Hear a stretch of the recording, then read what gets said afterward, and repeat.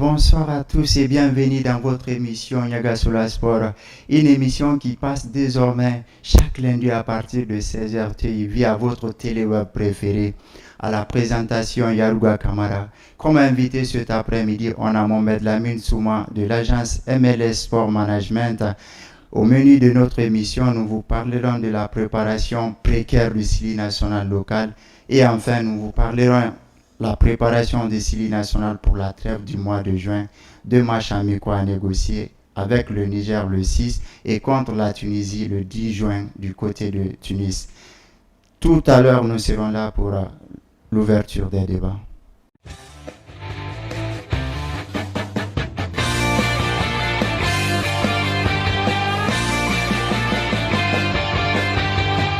Eh bien, de retour sur ce plateau, comme on le disait à l'entame, on a comme thème la préparation précaire du CILI national local. Comme invité pour vous, Mohamed Lamine Souma, MLS Management. Bonsoir et bienvenue sur notre plateau. Bonsoir Monsieur Kamara Yaruga, bonsoir aux millions de téléspectateurs qui nous suivent sur Yaga sur la Sport. Merci pour votre présence.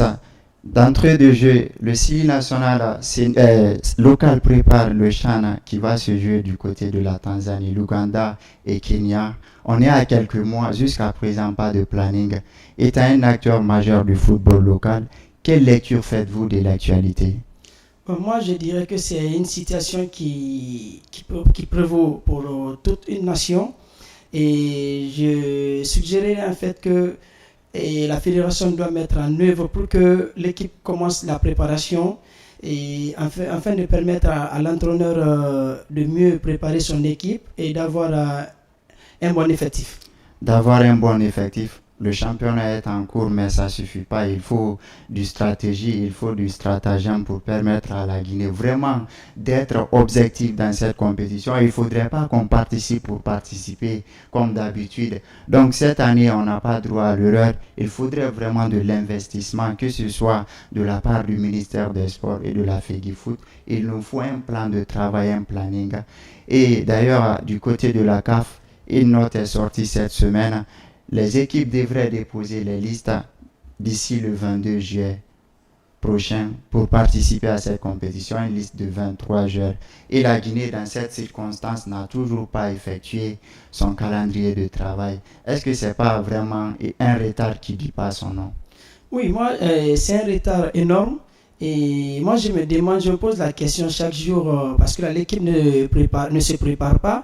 Et pour permettre à l'entraîneur de faire sortir la liste à temps pour que l'équipe puisse mieux se préparer.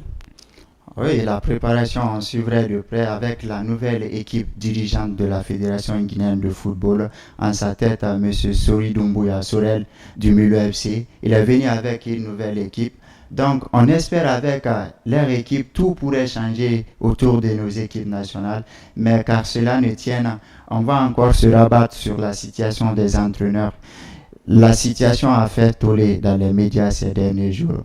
On a parlé de l'octroi des licences pour les entraîneurs. Étant acteur du football et manager, qu'est-ce que vous avez pu tirer de cette note de la CAF à l'endroit des différentes fédérations? Bon, moi je féliciterai la CAF vis-à-vis à cette décision qui va non seulement permettre à nos différents entraîneurs qui sur le plan national pour se former.